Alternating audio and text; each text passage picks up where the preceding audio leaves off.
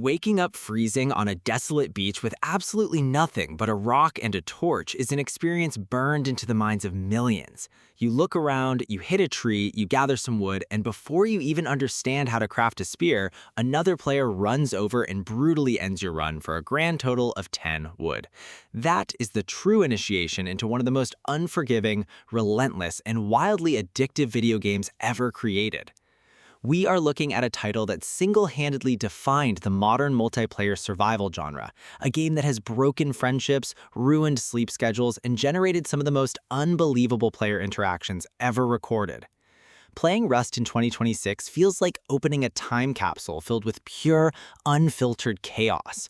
But beneath that brutal exterior lies a deeply complex masterpiece that actually demands a closer look all these years later, because what seems like mindless violence on the surface hides one of the most intricate social experiments in gaming. The core gameplay loop has always been a masterclass in risk versus reward. You start with primitive tools, smacking trees and rocks to gather basic resources, slowly working your way up to a small wooden shack. The controls are tight, responsive, and grounded, which is absolutely crucial because the slightest misstep usually means losing hours of progress. Every single action, from chopping wood to organizing your inventory, feels deliberate and weighty. The game does not hold your hand or give you a tutorial marker telling you where to go. You have to figure out how to manage your hunger, thirst, and temperature while constantly looking over your shoulder for threats. The transition from a naked scavenger shivering in the dark to a fully armored warlord flying a minicopter is arguably one of the most satisfying progression arcs in any game.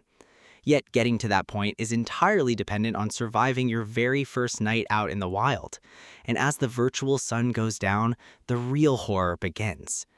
Nighttime in this game is famously pitch black, turning a beautiful island into a terrifying landscape where every single sound is amplified and danger lurks in every shadow.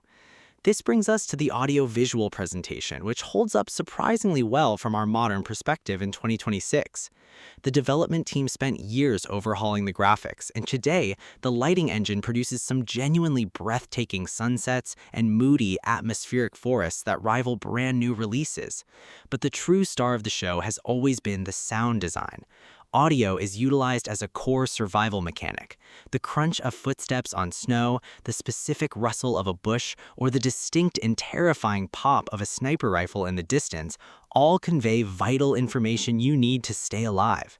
Even the voice acting is entirely supplied by the community through proximity chat, which ranges from absolutely hilarious encounters to deeply unsettling threats outside your wooden door.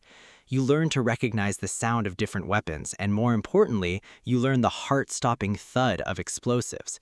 When you hear that distinct sizzle and boom outside your walls, everything changes in an instant.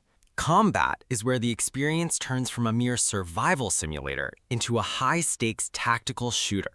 The gunplay is notoriously difficult to master. While updates over the years have made weapon recoil a bit more accessible than the old days of memorizing massive mouse drag patterns, the combat remains brutally punishing and skill-based. Time to kill is extremely fast, and weapons feel heavy and impactful. Primitive combat is just as intense, with nail-biting fights involving bows, crossbows, and spears, where every single landed shot feels like a massive, hard-earned victory. What makes the combat system so special is not just the mechanical precision, but the massive stakes involved. Because the world operates on full loot drop rules, dying means you lose absolutely everything you are currently carrying. This injects every single firefight with a massive dose of pure adrenaline. Your hands will actually shake during a close encounter because the consequence of failure is absolute and unforgiving. That constant threat of loss ties directly into the game's progression and RPG systems. Instead of leveling up a character with traditional experience points, your progression is tied entirely to your physical base and your knowledge. The tech tree and blueprint system force you to venture out and collect scrap to unlock better gear at workbenches. You have to make strategic, permanent choices about what to research first. Do you spend your hard-earned scrap on better medical supplies to survive roaming fights? Or do you unlock reinforced metal doors to secure your hard-earned loot? Base building itself acts as a massive, complex skill tree. Learning how to design a secure structure with airlocks, trap rooms, tool cupboards, and layered defenses is a puzzle game within a shooter. The architectural choices you make dictate your daily survival, and a single misplaced wall can invite an offline raid that quietly wipes out an entire week of your life. Collecting the resources and scrap necessary for this progression requires navigating a beautifully hostile world. The maps are procedurally generated, meaning every server wipe brings a fresh landscape to explore, but they are anchored by fixed monuments. These monuments serve as a brilliant substitute for traditional side quests and dungeons found in standard RPGs. Venturing into the launch site, the water treatment plant, or the military tunnels requires serious preparation. You have to manage radiation levels, solve environmental jump puzzles, and fight off NPC scientists, all while knowing that other heavily armed players are likely lurking in the shadows, waiting to ambush you. Exploring these areas offers a fantastic risk loop, providing the absolute best loot on the server, but concentrating the most dangerous, highly skilled players into one very tight, volatile area. Looking for a traditional narrative or deep character development in this environment requires a massive shift in how you view video games. There's no central storyline, there are no scripted cutscenes or branching dialogue trees with friendly NPCs. Instead, the narrative depth comes entirely from emergent gameplay and intense social dynamics. The characters in your story are the real breathing people playing alongside you. You will develop intense, blood-boiling rivalries with the group living across the river. You will experience the bitter, soul-crushing sting of betrayal when an ally changes the base codes and locks you out of your own home. You might even find rare, beautiful moments of humanity when a fully geared player decides to give you some food and tools instead of shooting you on sight. Every single server wipe generates a completely unique, unscripted story of diplomacy, psychological warfare, and survival that is completely driven by player choices. The emotional impact of these organic stories hits far harder than most scripted single-player campaigns because the stakes and the emotions involved are entirely genuine. Assessing how this brutal masterpiece has aged from our current vantage point in 2026 is truly fascinating.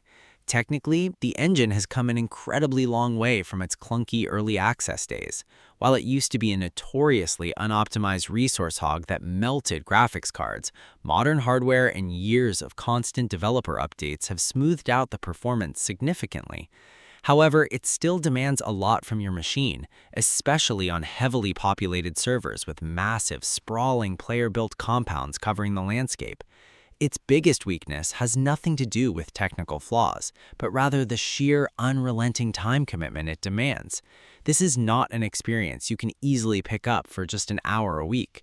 It requires intense dedication, and the constant threat of offline raiding means the virtual world continues to evolve and threaten you even when you are asleep in the real world. For many, that level of stress is just too high, making it a very niche lifestyle game despite its massive, enduring popularity. Yet, for those willing to brave the toxic encounters, the steep learning curve, and the crushing defeats, the replay value is practically infinite. No two servers, no two wipes, and no two lives are ever the same.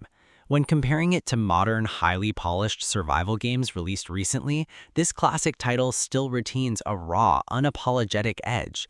Newer games often try to hold your hand with fast travel, safe zones, and generous loot mechanics.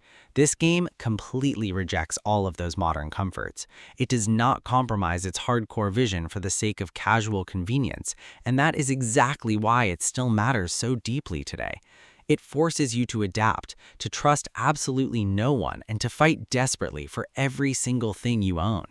Taking all of this into account, looking at its monumental legacy, its deep crafting mechanics, and the sheer adrenaline it provides on a daily basis, I give it a very solid 4.5 out of 5.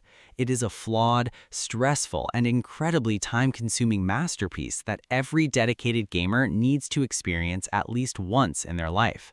If you enjoyed this dive back into such a legendary piece of gaming history, be sure to hit that like button and subscribe for more deep dives into the games we love. Share this with a friend who always managed to lose your best gear, and drop a comment below letting me know your craziest survival story. I read every single one of them, and I will catch you in the next one.